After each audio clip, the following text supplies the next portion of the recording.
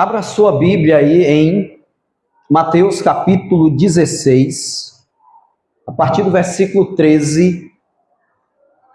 A gente vai meditar nesse texto, do versículo 13 ao 20, tá? Mateus capítulo 16, do versículo 13 ao 20.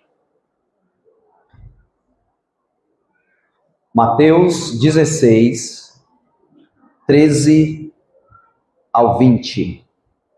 Diz assim: Indo Jesus para os lados de Cesareia de Filipe, perguntou aos seus discípulos: Quem diz o povo ser o Filho do Homem? E eles responderam: uns dizem João Batista, outros Elias e outros Jeremias ou alguns dos profetas. Mas vós, continuou ele, quem dizeis que eu sou? Respondendo Pedro, ou Simão Pedro, disse: Tu és o Cristo, filho do Deus vivo. Então Jesus lhe afirmou: Bem-aventurado és, Simão Barjonas, porque não foi carne e sangue que tu revelaram, mas meu Pai que estás nos céus. Também eu te digo que tu és Pedro, e sobre esta pedra edificarei a minha igreja, e as portas do inferno não prevalecerão contra ela. Dar-te-ei as chaves do reino dos céus. O que ligardes na terra terá sido ligado nos céus, e o que desligares na terra terá sido desligado nos céus. Então, advertiu os discípulos de que a ninguém dissessem ser ele o Cristo. Vamos orar mais uma vez. Bondoso Pai, eterno Deus, nós te somos gratos pelo privilégio que nós temos de poder nos estar rodeando a tua palavra, Senhor, de poder ter ela em nossas mãos, de poder tirar lições dela, de poder compreender o que está nela. Nós te louvamos pelo privilégio que temos de, como igreja do Senhor, meditar nas sagradas Escrituras. E nessa noite, ó Deus, fala aos nossos corações. Nos enche, ó Deus, com teu Santo Espírito, para nos capacitar a entender e compreender a tua vontade em nós. Assim nós oramos em nome de Jesus. Amém. Muito bem, meus queridos irmãos, nós estamos aí nessa caminhada, né, vendo o livro de Mateus, e hoje eu gostaria de puxar, né, de forma histórica, desde o versículo capítulo 13 até chegar a esse momento, certo? Para a gente ter uma compreensão melhor dessa confissão. Aqui é o clímax, né, do momento em que Jesus se revela aos seus discípulos, e ele faz várias confissões muito legais aqui, a partir da confissão de Pedro. E aqui, meus queridos, a confissão que determina a quem eu pertenço e qual é o meu propósito. Aprendam isso. A confissão que determina a quem de fato eu pertenço e qual o meu propósito. Quem é Jesus? Quem é Jesus? Essa é uma pergunta que colocará todo homem na parede. Quem é Jesus? Pois a resposta a essa pergunta definirá a sua situação eterna. Como você vai responder a essa pergunta? Quem é Jesus para você? A sua resposta definirá o seu destino eterno. Lembrando que não é qualquer resposta que eu devo dar. Quando Jesus pergunta aos seus discípulos aqui, ele certamente não espera qualquer resposta, ou uma resposta pequena, ou uma resposta frágil. E a resposta que os discípulos irão dar, isso trouxe, digamos que uma confissão da parte de Cristo e abrindo um leque de oportunidades àqueles que estavam ali ouvindo. Então, pensando aqui nisso, quem é Jesus para você? Ou quem você considera Jesus de verdade na sua vida? Depois do capítulo 13 de Mateus, trazendo aqui a memória, Jesus deixou mais o foco de falar do reino dos céus, ele abandonou um pouco o foco de dizer assim: arrependei-vos porque é chegado o reino dos céus, ou está próximo o reino dos céus. E ele focou: ungido seria morto, seguido por uma destruição em Jerusalém, que ocorreu no ano 70. Nós encontramos então no capítulo 14 a morte de João Batista, que foi prometido como precursor lá em Isaías. Antes que o Messias viesse, veio João Batista, apontado como Elias pelo próprio Senhor Jesus, referido lá em Malaquias. Em Mateus capítulo 11 e versículo 14 também fala, Jesus, o próprio Senhor, disse que ele era o Elias esperado, João Batista. Só que os líderes religiosos não aceitaram sua mensagem, não aceitaram a mensagem de João. O próprio João também veio dizendo: arrependam-se porque está chegando o reino dos céus. E o que eles fizeram com o mensageiro do rei? Eles mataram o mensageiro do rei. João Batista foi morto, certo? E aí no capítulo 15 ocorre algo que salta aos olhos e chama a nossa atenção, que foi a cura da filha da mulher cananeia, né? Considerando Jesus ali naquele momento, Jesus disse que primeiro ele veio aos judeus e depois aos gentios. E aí, por graça, Cristo demonstra que as bênçãos do reino não eram somente para os judeus, não alcançaria somente os judeus, mas também os gentios. E Paulo, ele frisou isso lá em Romanos 1,16, ao dizer que ele não se envergonha do evangelho, pois ele é o poder de Deus para a salvação de todo aquele que crê, primeiro do judeu e também do grego. Dentro desses capítulos que eu estou falando para vocês, eu tirei alguns pontos: a morte de João Batista, também eu falei sobre quando Mateus fala que ele foi rejeitado para se cumprir o que fora dito por Daniel. Dentro desse inteirinho, irmãos, ocorreu outras coisas que eu não chamei a atenção para vocês, mas eu quero só que vocês relembrem, porque nós já passamos por isso. Jesus procurou estar a sós com seus discípulos. E nos momentos em que ele procurava estar sós, parece que nunca dava certo. Vocês vão lembrar disso. As multidões sempre cercavam Jesus, porque Jesus queria estar um tempo a sós com os discípulos para preparar eles para o que viria. E aí, nessas caminhadas pelas cidades que Jesus passou, eles contemplaram e tiveram muita intimidade com Cristo, vendo todos os eventos realizados pelo Messias.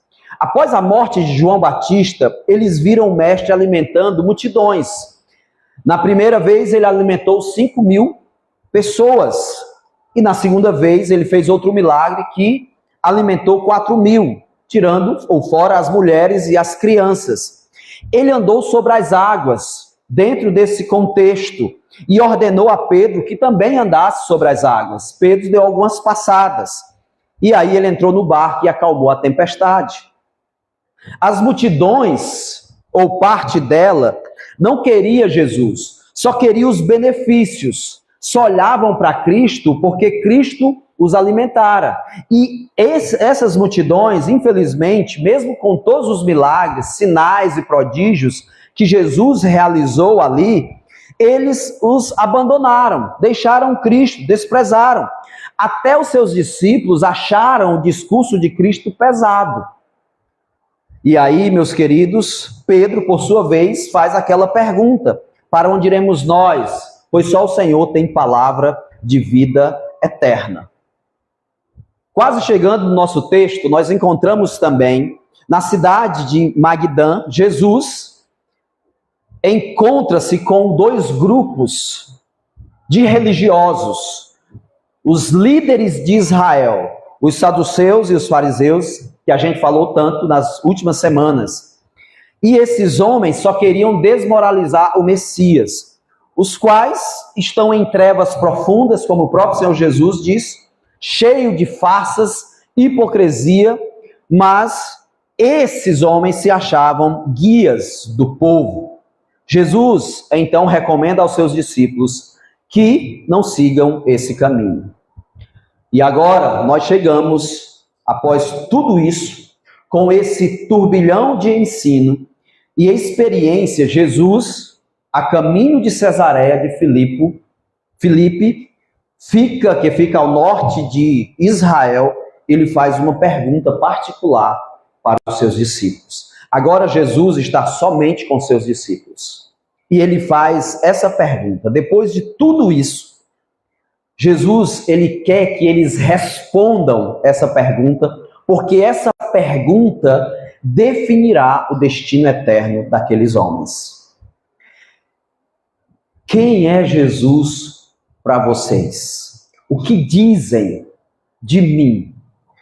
Por que Jesus fez essa pergunta aí no texto? É importante você saber disso. Porque essa pergunta, ao saber o que os outros acham dele, Jesus quer saber também, ou digamos, levar os discípulos a tomar alguma definição. Porque certamente a eles foi dado todo esse conhecimento, toda essa experiência de milagres, de prodígios, e é certo que os fariseus, os saduceus, eles pediam sinais dos céus. Os líderes religiosos estavam pedindo um sinal dos céus. E é claro que agora Jesus, ele quer saber dos seus discípulos, quem eles consideram Jesus, como eles veem Jesus. E aí a pergunta de Cristo feita aqui é muito importante para nós também. Porque isso também definirá o nosso destino eterno, como eu me comporto. Quem é Jesus para você? Fique com essa pergunta em sua cabeça. Quem é realmente Jesus para você? Também outra pergunta é: como as pessoas veem Cristo?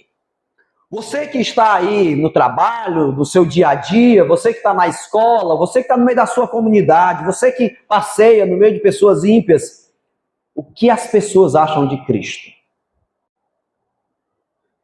E aí a outra pergunta é: para você que diz que é embaixador de Cristo, representante de Cristo, você tem sido um bom representante de Jesus Cristo? Quem é Jesus para você? Olha só o que diz o texto aí no versículo 13, para a gente entrar no texto. Ora, aliás, indo Jesus para os lados de Cesareia de Filipe, perguntou aos seus discípulos. Eis a grande pergunta: quem os outros dizem que é o Filho do Homem? Essa é a pergunta de Jesus, simples. Depois de toda essa experiência que vocês ouviram e tiveram acerca da minha pessoa, o que vocês acham do que os outros dizem de você? De mim, aliás. O que vocês acham do que os outros dizem de mim? O Filho do Homem, quando ele diz o que dizem do Filho do Homem, essa expressão muito usada por Cristo, e Lucas usa muito mais ela, é usado por Cristo para caracterizar Jesus como um de nós, que é o Filho de Deus como homem, é o Filho do homem representando o homem, ou o próprio Deus no meio de nós. Como é que as pessoas veem Cristo? Qual é a sua reação diante daqueles que expressam o seu conhecimento acerca de Jesus Cristo? O que vocês acham do que eles dizem de mim? Jesus está perguntando aos seus discípulos, fazendo essa pergunta aí. No versículo 14, vai dizer o seguinte: olha a resposta dos discípulos, acompanhe na sua Bíblia. Eles responderam: uns dizem João Batista, outros Elias e outros Jeremias ou alguns dos profetas. Eles trouxeram bem a informação. Jesus está dizendo que o Senhor é João. Herodes também achou que Jesus era João ressuscitado. Outros acham que o Senhor é o Elias prometido, ou o Elias, o tisbita, o profeta. e outros, Jeremias ou algum dos outros profetas. É importante você saber as informações do que os outros acham. Por quê? Porque isso também formula a minha resposta acerca de Cristo. Isso também vai mover o meu coração e o meu entendimento para me saber quem é realmente Jesus Cristo. O povo em Israel definiram Jesus como essas pessoas que os próprios discípulos acabaram de falar. A resposta aqui dos apóstolos é o que se escuta, qual é as expectativas do povo. Todas as expectativas acerca de Cristo estavam erradas. Perceberam? As expectativas do povo em relação ao Messias, ou em relação a Jesus, digo melhor, em saber quem era Jesus, estavam erradas. Estavam todas erradas. Eles só falaram dos predecessores, só falaram dos profetas, só falaram do precursor João, falaram de Elias, que era a promessa que tem em Malaquias, que viria o Elias, que é João. Então, o povo em si estava vivendo na ignorância. Eles não sabiam realmente quem era Jesus. E Jesus queria saber se os seus discípulos concordavam com isso ou não. E aí, meus queridos irmãos, o povo tinha uma esperança, eles tinham uma expectativa, mas o conhecimento era fraco em relação ao Messias. E isso conta muito. Quem é Jesus para você? Isso conta muito.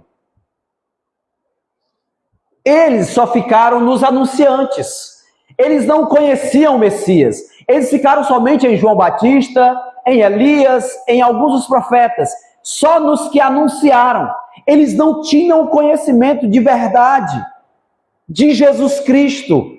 E agora, Jesus faz uma pergunta aos seus discípulos. Depois dessa pergunta, ele faz outra. E o versículo 15, olha só qual é a pergunta. Ele diz o seguinte: mas vós, continuou ele, quem dizeis que eu sou? Depois de formular, preste atenção, depois que Jesus fez os seus discípulos formular a ideia do povo, Jesus queria ver se os seus discípulos estavam seguindo o mesmo caminho, a mesma trilha. Isso é tão perigoso, né, irmãos? Quem é Jesus para você? Às vezes a gente acha que está seguindo a Jesus e não está. A gente está indo com o povo. Por isso é importante você saber quem é Jesus. Muito importante. E essa pergunta é para a gente refletir, certo? Eu quero refletir com vocês, assim como Jesus perguntou aos discípulos: quem sou eu? Vocês acham que eu sou quem? O que vocês pensam de mim? Quando vocês me veem, o que vocês pensam?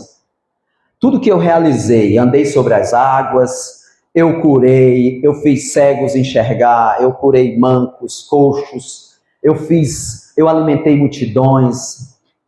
Vocês me veem como? Essa era a pergunta de Jesus.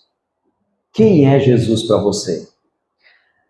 Essa não é uma pergunta fácil a ser respondida, certo? Ainda que pareça. Talvez se eu perguntasse para você, quem é Jesus? Talvez você tivesse um bom argumento para falar de Jesus e até algum conhecimento válido. Mas essa não é uma resposta fácil, ainda que pareça. Pois a resposta, ela vem cheia de significados. Não tem como você olhar para uma pergunta assim e não responder com frieza. Quem é Jesus de verdade? E ela não pode ser respondida só com palavras vazias, sem compreensão. É o Salvador, morreu na cruz para me salvar.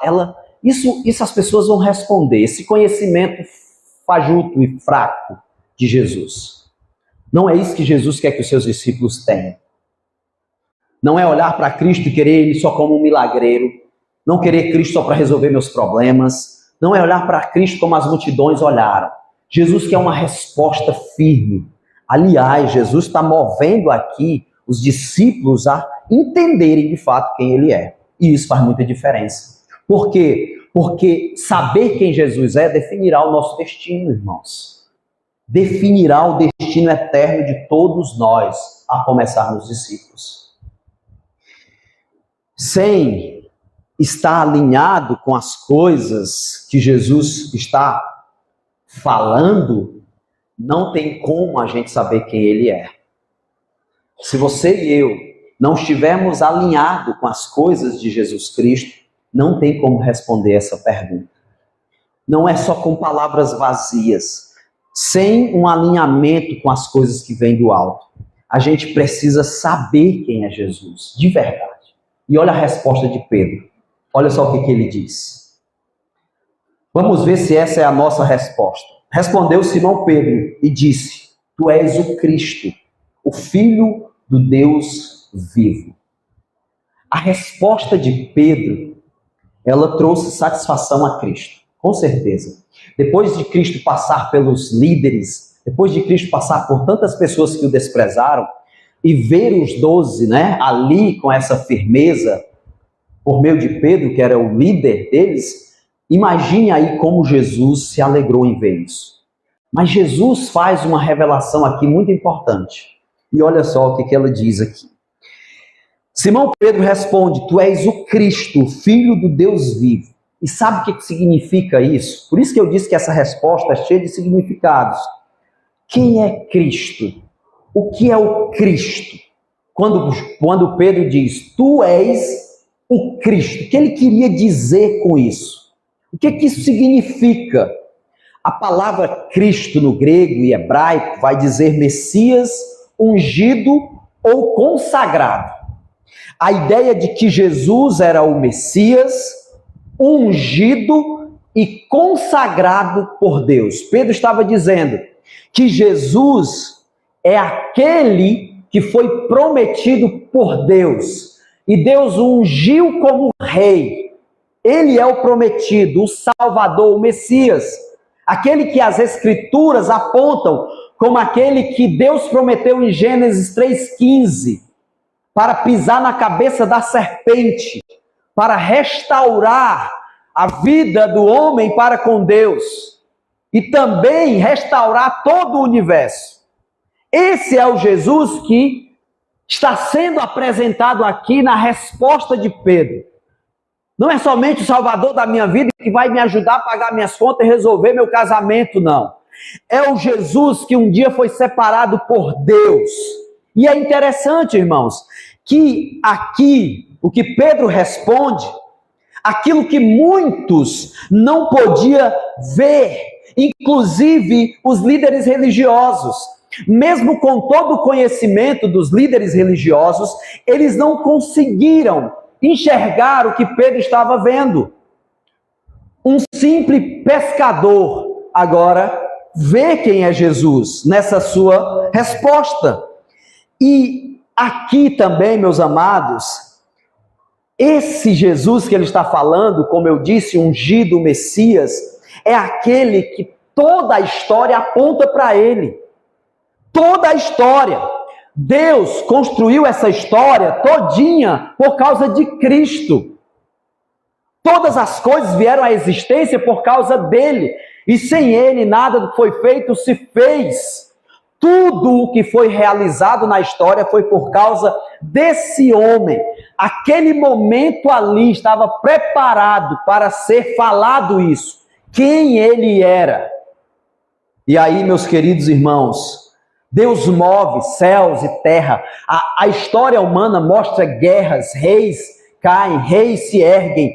E Deus segura nas suas promessas, é fiel a ela e traz à existência esse ungido, o Messias, que estava preparado para esse momento.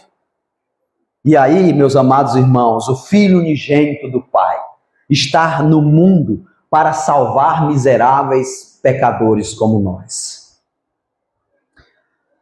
Sabe por que essa resposta agradou Jesus? Porque ele se agradou dela. Olha o que diz o versículo 17. Acompanhe comigo aí na sua Bíblia, por favor.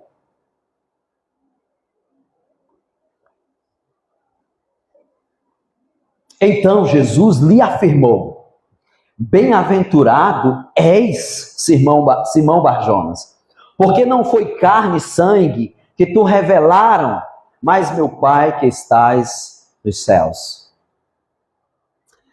Aqui tem uma verdade muito poderosa, irmãos. E eu me alegro muito ao ver isso. Porque essa resposta não é uma mera construção humana. Sabe, para você realmente reconhecer Jesus, não é uma construção que você, nos seus ideais, consegue chegar à conclusão em saber quem é Jesus. Você pode até dizer que tem fé, não é? Você tem fé em alguma coisa. Você tem vários objetos que você coloca a sua fé. Mas fé em Jesus, reconhecer Jesus como Messias, isso não parte de uma construção humana. Por isso Jesus está dizendo para Simão, Simão, tu és bem-aventurado, ai como tu é feliz, como tu é bem-aventurado em declarar isso, em dizer quem de fato eu sou, em reconhecer quem eu sou. Porque isso não vem da tua carne, não vem do teu sangue, não é o homem na sua sabedoria, como vai dizer Paulo lá em 1 Coríntios 1, quando ele diz onde está o sábio, onde está o inquiridor deste século. O homem, por sua inteligência e sua capacidade humana, não consegue entender ou conhecer a Deus, olhar para Cristo e ver Ele como ungido, como Filho de Deus. Por isso, o homem que consegue ver e responder quem é Jesus de verdade, é alguém bem-aventurado, muito bem-aventurado. Porque, olha só o que Jesus diz, a bem-aventurança de que Jesus está falando para Pedro aqui, é porque o Pai está envolvido nessa resposta. O próprio Deus é quem está dando essa resposta. Olha o versículo para você ver aí. Ele diz assim, ó: bem-aventurado és Simão Barjonas, porque não foi carne e nem sangue que tu revelaram, mas meu Pai que estás nos céus. Quem deu esse conhecimento de saber quem é Jesus foi o próprio Deus. E essa é a bem-aventurança, porque o próprio Deus está envolvido na resposta. O próprio Deus é que leva os pecadores a enxergar Jesus Cristo. Ser um discípulo de Jesus Cristo, meus queridos, e reconhecê-lo como Senhor de sua vida, você precisa da ajuda de Deus para isso. Não tem como você conhecer Jesus sem a ajuda do próprio Pai. É o que ele está dizendo aqui. Ser discípulo de Jesus e reconhecer, mudar a sua vida, precisa da revelação do próprio Deus na vida do ser humano. Isso é fantástico, isso é glorioso demais, é demais para a minha cabeça, porque os homens querem se orgulhar e dizer que vão a Cristo quando bem entenderem. Não, quando eu estiver velhinho, aí eu me converto. Não, se der certo eu vou. Você não se converteu ainda, porque Deus ainda não decidiu te salvar. Simples assim. É o que Jesus está dizendo. Em 1 Coríntios, capítulo 2, verso 14, diz assim, ó: quem não tem o Espírito não aceita as coisas que vêm do Espírito de Deus, pois lhes são loucura, e não é capaz de entendê-las, porque elas são discernidas espiritualmente. O homem natural, você natural, que não se converteu ainda, você não entende as coisas de Deus, você não sabe responder a resposta que o próprio Deus quer ouvir de você acerca do seu filho, porque só pode ser dada por Ele. Você não pode construir, você não pode entrar no céu com as suas próprias forças, nem que você queira, você não pode, a não ser que o Deus soberano resolva fazer isso. É o que a sua palavra diz. João 6,37 diz assim, ó: todo aquele que o Pai me dá, esse vem a mim, e de modo nenhum eu lançarei fora. Todo aquele que o Pai me dá, esse vai vir a mim. E por que você ainda não foi a Cristo? Sabe o que diz em João 6,44? Ninguém pode vir a mim, ninguém pode vir a mim se meu Pai, que me enviou, não o trouxer. E eu ressuscitarei no último dia. Eu sei que o meu coração orgulhoso não quer ouvir isso, porque eu acho que eu tenho que praticar alguma coisa boa para merecer entrar no céu. O homem não quer entrar no céu de joelhos, ele quer entrar de nariz empinado. Eu fiz alguma coisa, eu escolhi a igreja, eu fui que tomei e dei o primeiro passo. Lê do engano. Nenhum de nós estaríamos aqui, nenhum de nós se voltaria para Cristo, nenhum de nós, se Deus não tivesse nos levado até Ele, se o próprio Deus não nos tivesse dado essa revelação de conhecer Jesus Cristo.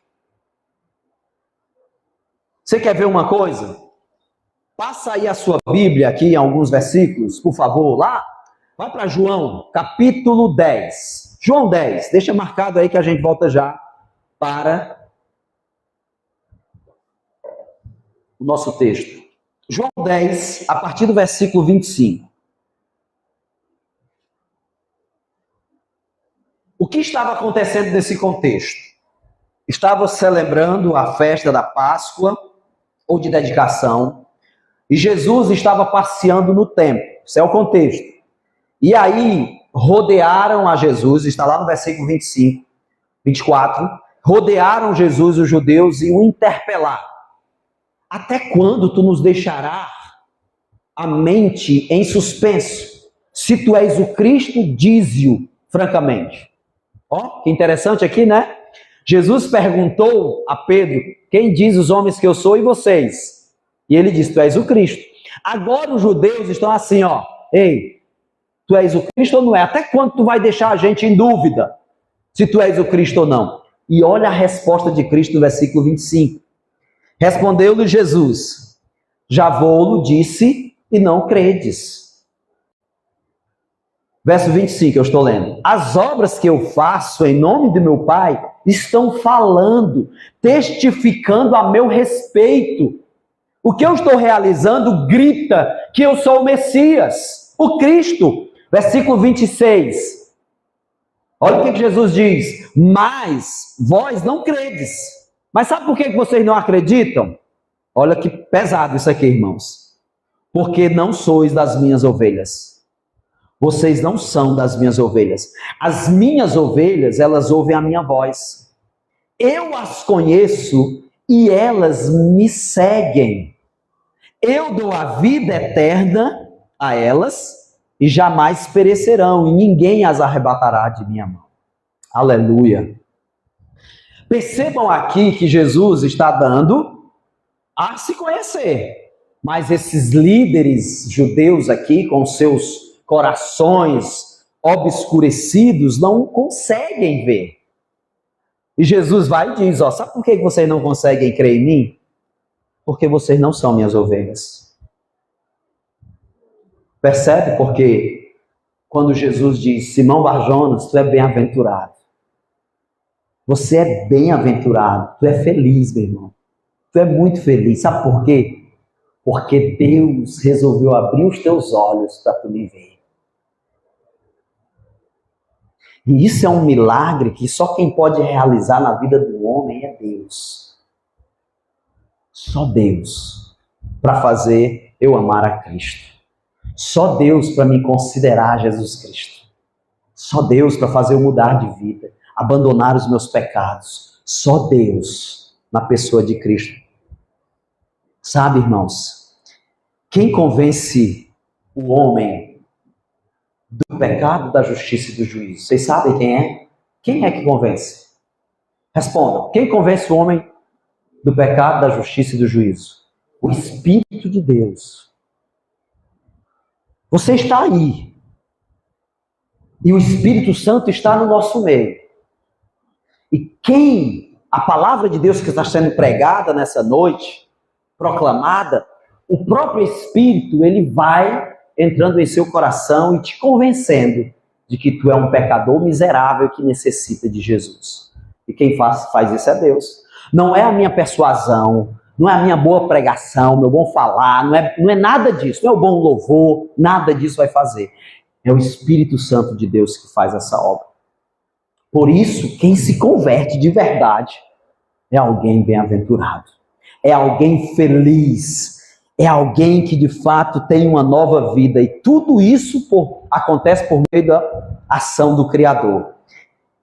Então, meus queridos, quem é Jesus para você? O que Deus te revelou sobre ele? Não me diga não, pense aí com você mesmo. O que Deus revelou a você sobre Jesus? Isso vai definir teu estado eterno. Isso vai definir a sua vida.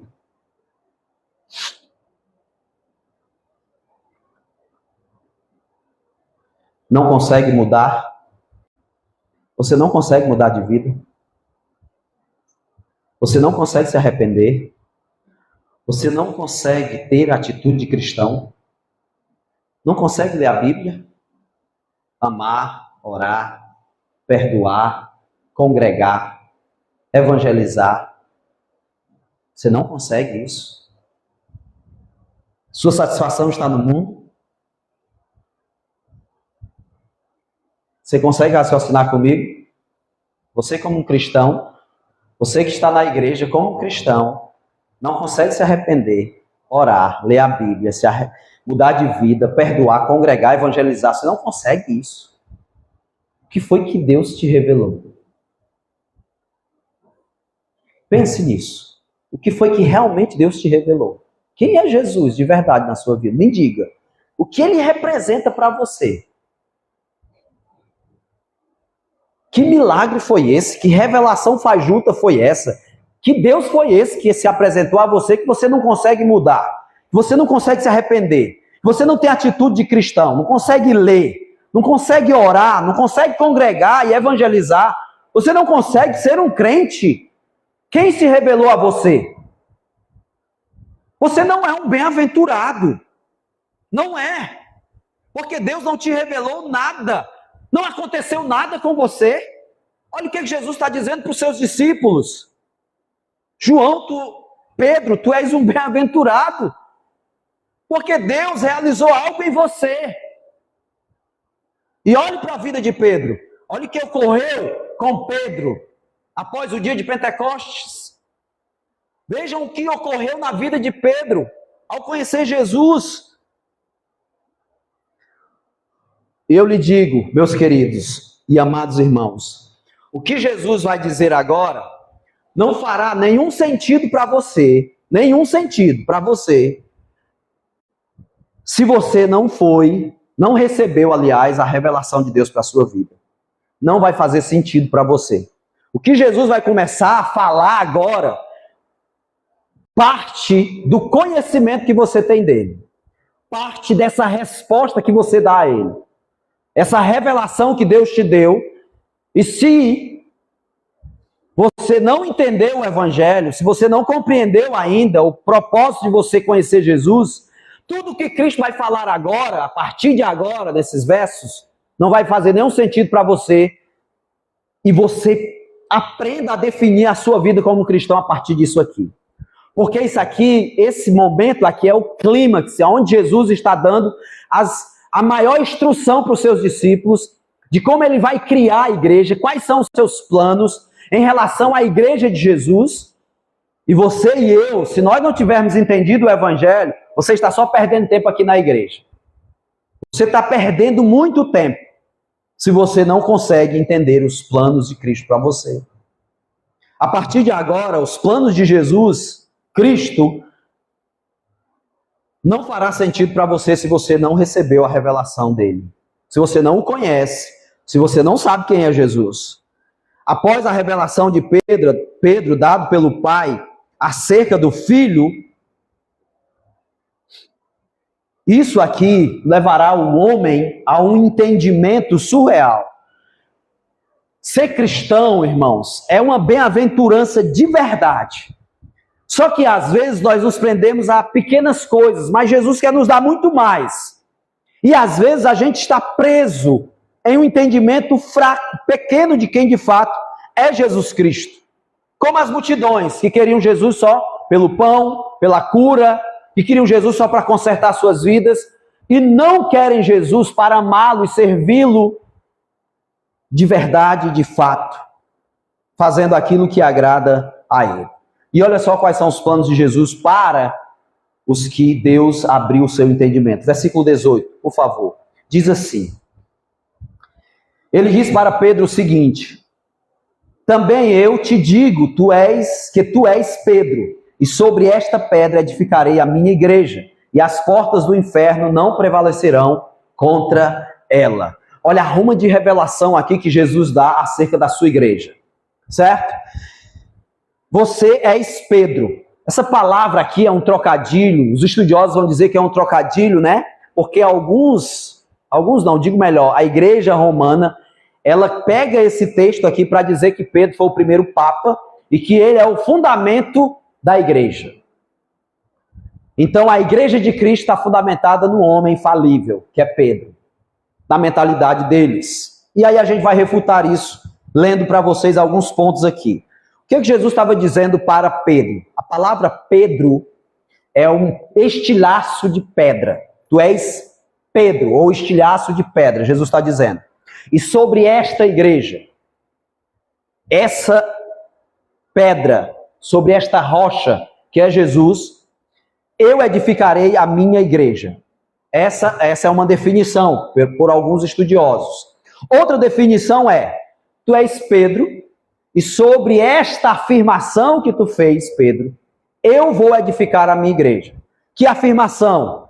Que Jesus é o Messias. Essa é a base fundamental para alguém entrar na igreja. Reconhecer que Jesus é o Messias. Eu gosto mais dessa definição. E aí, ele edifica a sua igreja, por isso que a gente, quando se converte, ou quando você toma a decisão de ir a Cristo, você diz que reconhece que é pecador, se arrepende dos seus pecados e crê em Jesus como Senhor e Salvador da sua vida, o Messias. E sobre essa revelação, Jesus diz: eu edificarei a minha igreja, que é Jesus é o Filho de Deus.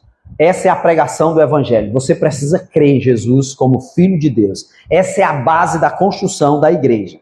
E quem se torna membro do corpo de Cristo precisa dessa revelação. Se você realmente quiser entrar no céu, você precisa também ser achado por Deus, assim como Pedro foi. Revelado a Pedro, por meio do Pai, que Jesus é o Messias, reconhecendo como o Salvador prometido. Por causa dessa afirmação, a igreja romana, como eu disse, diz que Pedro é o primeiro Papa e que ele é quem é o edificador da igreja. Como eu refuto isso? Contradigo isso por meio da Bíblia. Pedro não pode ser o primeiro Papa. Por que Pedro não pode ser o primeiro Papa? Porque esse ministério começou de papado depois do ano 300. Pedro estava no primeiro século. Então não dá para você colocar Pedro como primeiro Papa quando não existia nenhum Papa. Então já está errado isso. Veio muito depois. Outro ponto. Pedro é um homem. Lembra o que ele disse para Cornélio? Quando ele chega diante de Cornélio, Cornélio se ajoelha diante dele e ele diz: levanta-te que eu sou homem igual a ti, sujeito às mesmas paixões. Então, a Jesus Cristo, a igreja de Cristo não pode estar sobre um fundamento falível de um homem comum como Pedro. Terceiro, o Papa não pode se casar. Pedro era casado e Jesus curou a sua sogra. Então, a gente refuta essa ideia mentirosa de dizer que o Papa, o Pedro foi o primeiro Papa da igreja. Pedro também, em sua carta, ele vai alegar que Cristo é a pedra angular, é a pedra principal de esquina, que foi rejeitada pelos homens, mas é preciosa por Deus. Jesus é o fundamento da igreja. E Paulo, ele vai falar sobre isso dizendo o seguinte: porque ninguém pode lançar outro fundamento além do que já foi posto. Está em 1 Coríntios 3,11. E qual é o fundamento? Paulo vai dizer: Jesus Cristo. Então não tem como usar esse texto para dizer que Pedro foi o primeiro Papa. Pedro não está nessa linhagem, não tem nada a ver com isso. Pedro nem quer saber disso. Então conclui-se que a base da igreja não é Pedro e nem um homem, é Jesus Cristo. Quando Jesus diz: Pedro, tu és pedra, e sobre esta rocha eu edificarei a minha igreja. Lembra o que ele diz? A minha igreja. Não é a tua igreja, Pedro. Não é a igreja dos apóstolos. É a igreja de Jesus Cristo. Ele se identifica com a igreja sendo dele. E essa é a primeira vez que a palavra igreja aparece na Bíblia. E sabe o que significa igreja? Ajuntamento de pessoas. Pessoas que o próprio Cristo recrutou para fazer parte do seu reino. De todos os tempos, Jesus, depois que ele preparou seus discípulos, nesse momento aqui, depois dessa bendita fala de Pedro, Jesus está dando o que viria pela frente. E aí, todos aqueles que pertencem a Cristo e são comprados pelo seu sangue, faz parte da sua igreja.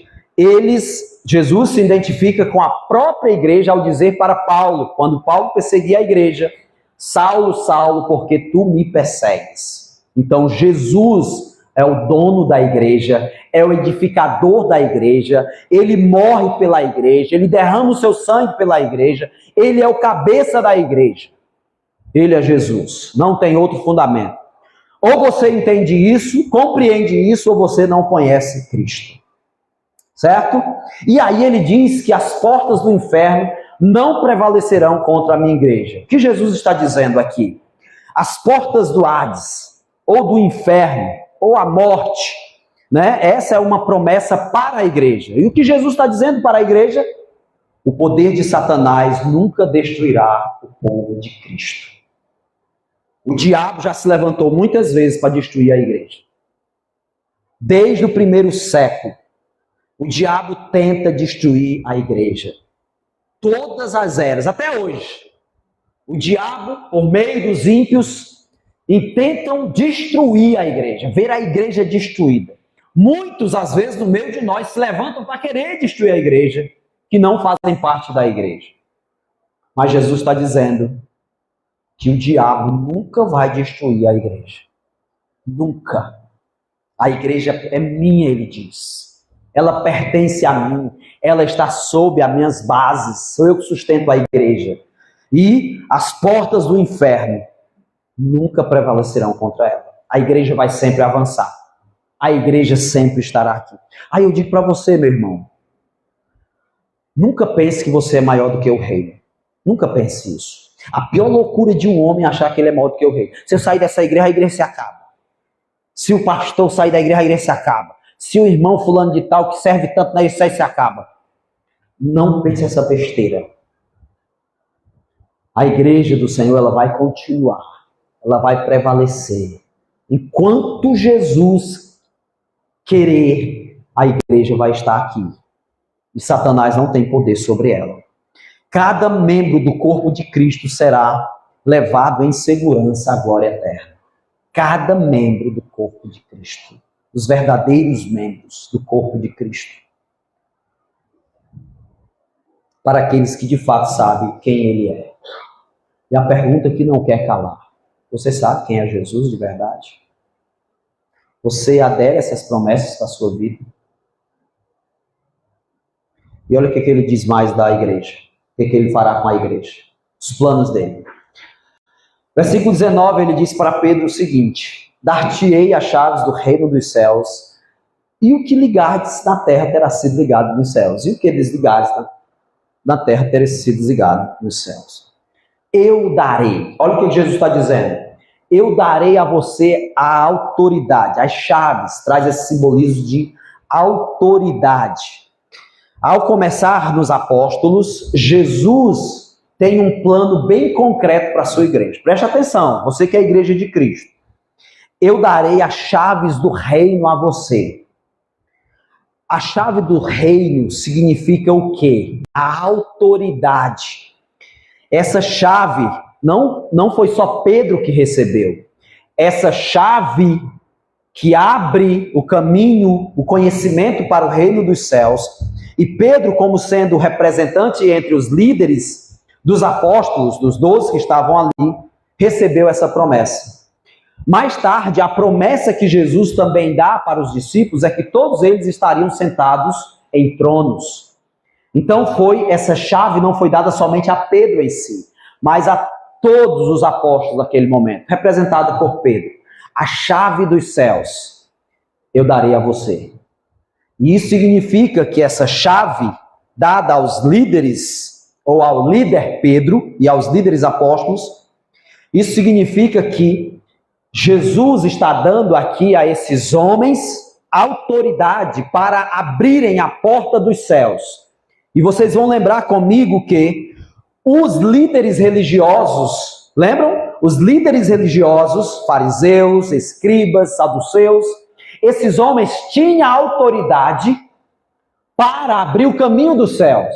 Mas infelizmente esses homens, lembra que Jesus diz? Se a vossa justiça não exceder a dos fariseus, vocês nem vão entrar no reino dos céus. Os escribas e fariseus. Jesus está demonstrando aqui para os discípulos que agora eles, como autoridade, receberam da parte dele a autoridade, a chave que abre o caminho para o céu. Muitos líderes religiosos, o próprio Jesus vai dizer, vocês são guias de cegos. Vocês estão buscando, mesmo tendo conhecimento, somente os interesses de vocês. Vocês abandonaram a autoridade que foi dada a vocês. Olha, crente, quais os planos de Deus para aqueles que reconhecem Jesus como Salvador? Qual foi a autoridade que você recebeu de Cristo? O que você tem feito com a autoridade que Deus te deu, com a chave que Deus te deu? Essa autoridade não foi dada somente aos apóstolos. Você vai ver isso. Pedro e os demais apóstolos receberam esse conhecimento do Pai para abrir para as outras pessoas o reino dos céus. Ele começou a pregar, Pedro, e vocês vão lembrar em Atos dos Apóstolos, foi 3.000 almas que se renderam aos pés de Jesus. Está lá no livro de Atos. Essa chave passou a todos os cristãos. Lembra quando os cristãos se espalharam no capítulo 8? E eles saíam pregando? Eles levaram a autoridade, a chave, para abrir o reino dos céus para as outras pessoas. O reino dos céus, que reino é esse? Que Jesus fala que Pedro teria a chave, e a igreja. É o reino messiânico vindouro, estabelecido na terra quando Jesus retornar. Alguns estudiosos pensam assim. E eu gosto dessa questão aqui. Olha o que diz em Mateus 18, por favor. Mateus 19. Dá um pulinho aí, bem para frente, na sua Bíblia. Mateus 19, versículo 28. Mateus 19, versículo 28.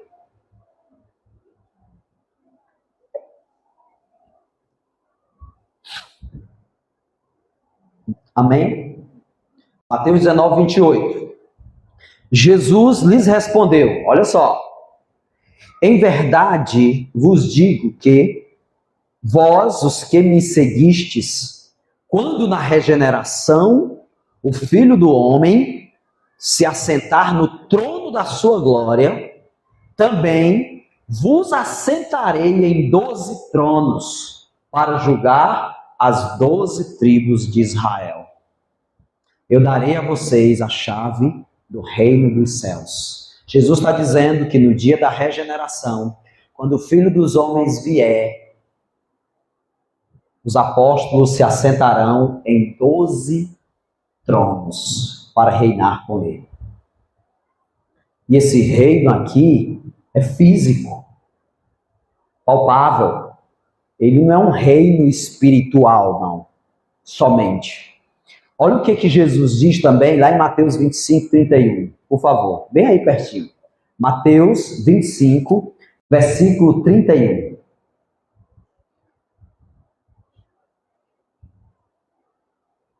Mateus 25, 31 diz assim: quando vier o Filho do Homem na sua majestade e todos os anjos com ele, então se assentará no trono da sua glória. E quem estará lá com os seus discípulos? Com o seu mestre? O reino dos céus que é prometido aqui por Jesus aos seus discípulos. Irmãos, tudo isso aqui foi só no momento de conversa com os discípulos. A partir da revelação de Pedro, que o próprio Pai deu, Jesus, ele está agora dando os planos, como será a igreja, o que ocorrerá no futuro, e a autoridade que a igreja recebe. Jesus promete aqui aos membros da igreja autoridade. Sabia disso? Jesus promete até a nós, membros da igreja, a autoridade. Deixa eu ler para vocês. Apocalipse capítulo 2, versículo 26 diz assim, ó: aquele que vencer e fizer a minha vontade até o fim, eu darei autoridade a ele sobre as nações. Ele as governará com cetro de ferro e as despedaçará como um vaso de barro. Jesus dará autoridade àqueles que vencerem, àqueles que forem fiéis a ele. Jesus também diz em Apocalipse 3:20 o seguinte: eis que eu estou à porta e bato. Se alguém ouvir a minha voz e abrir a porta, entrarei e cearei com ele, e ele comigo. Ao vencedor darei o direito de sentar-se comigo no meu trono, assim como eu também venci e sentei-se no meu trono com meu Pai. O Rei Jesus, sabe o que ele está fazendo com seus discípulos? Ele deseja compartilhar o seu reino com os seus discípulos. Ah, irmãos, como a gente é pequeno, como a gente é tolo, como a gente é bobo, se prendendo em coisas supérfluas, em coisas passageiras, transitórias. Enquanto Jesus está olhando para Pedro e dizendo assim: tu és um bem-aventurado. Talvez Pedro nem entendeu na hora. Talvez Pedro não tinha essa compreensão que hoje nós estamos tendo.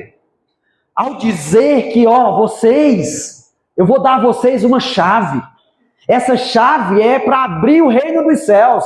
É a autoridade que eu vou dar a vocês, que os fariseus, saduceus, correm de cidade em cidade, tentando formar um prosélito, se tornam cada vez mais filhos do inferno, 2 vezes mais do que eles. Mas a vocês não, vocês, igreja, vocês têm essa chave, a chave de abrir o reino dos céus para as pessoas. Que coisa gloriosa! E no final, eu voltarei, e vocês reinarão comigo, vocês vão se assentar em tronos, julgarão as nações, os vencedores estarão para sempre comigo. Como é que eu me prendo em coisas tolas? Como é que eu digo que eu não consigo servir a esse Cristo? Por isso, meus amados irmãos, pense bem, quem é Jesus para você? O que você entendeu do Evangelho? Se você está aqui na igreja com uma vida vazia, com uma vida sem nenhum poder, lembre-se, quem é Jesus para você? Se você não consegue amar, perdoar, se você não consegue ter uma vida sadia, espiritual, quem é Jesus para você? Olha o tanto de revelações que nós temos da parte de Cristo. Olha o tamanho das bênçãos que Jesus quer nos dar. Como pode eu desprezar tudo isso porque eu estou com raiva de fulano, porque eu não me dou com ciclano, porque eu tenho uma língua grande demais, falo besteira demais? Que reino você pertence? E quem é Jesus para você? Pense nisso, porque isso vai definir a sua vida e de onde você estará sentado um dia. Pense bem nesse seu cristianismo fajuto, que você só encontra satisfação no mundo. Você corre por todos os cantos buscando satisfação, mas em Cristo, na igreja, isso não muda o teu coração, não muda a tua vida, não muda o seu viver. Olha o tamanho da graça, olha o tamanho da bondade, da bem-aventurança. Eu não preciso de dinheiro, eu não preciso disso ou daquilo para me encontrar satisfação. Eu tenho a maior riqueza. Eu vou me assentar junto com o meu Salvador e eu vou amá-lo enquanto eu servir. Eu vou perdoar, eu vou proclamá-lo. Eu tenho a chave dos céus, do reino dos céus. Você já parou para pensar nisso? Quantas bênçãos nós temos? Sabe qual é o problema, irmãos? É porque eu não sei responder essa pergunta. Quem é Jesus para você? Quem é Jesus? No versículo 20, concluo. Então advertiu seus discípulos que não contasse a ninguém. Nesse momento realmente não podia contar. Jesus estava partindo para a cruz.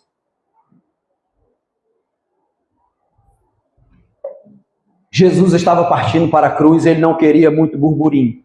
Se ele saísse contando que ele era o Cristo, muitas pessoas poderiam não entender como o próprio Pedro não entendeu. Senhor, não faz isso contigo mesmo. Mas agora não. Agora não. Você, crente, pense bem. Você tem autoridade para levar o reino dos céus. Você tem autoridade, Jesus te deu. Lembra o que ele disse? Ele me dá todo o poder no céu, toda a autoridade. Agora, olha o que ele diz. Agora vocês vão, porque eu estou dando autoridade a vocês. Vão e fazer discípulos de todas as nações. O que você tem feito, irmão? O que você tem feito com a autoridade que Jesus te deu? Tem crentes que não pregam nem dentro de casa, nem para suas famílias. Tem crentes que passa o dia perto de um ímpio, mas não conseguem usar a autoridade de Jesus Cristo. Ah, irmãos, aonde é que você vai assentar no futuro? Olha o que Jesus está dizendo. Você tem a chave do reino dos céus e você não abre para as pessoas verem. Você deixa a porta fechada. Às vezes você está atrapalhando com a sua vida. Você está sendo uma pedra de tropeço por causa das suas fofocas, intrigas, por causa do seu egoísmo, por causa da sua hipocrisia. Em vez de você abrir as portas dos céus, a autoridade que Jesus te deu, você está fechando por causa dessa vida fajuta que você tem. Se arrependa dos seus pecados. Mude de vida e pense. Quem é Jesus para você, de verdade? O desfecho de tudo isso, como isso concluirá-se? Simplesmente, aqueles que conhecem quem é Jesus e os que não conhecem. Aqueles que de fato sabem quem é Jesus, mudam de vida. Os que não sabem, vai continuar na mesmice. Eu espero que você realmente conheça Jesus. Você pode estar aqui há muito tempo na igreja e pode ainda estar sem conhecer Jesus. Porque Jesus não muda a sua vida. Vamos orar? Gracioso Pai, obrigado porque a Tua palavra nos revela a Tua vontade. Apesar de nós, Senhor, apesar de nós.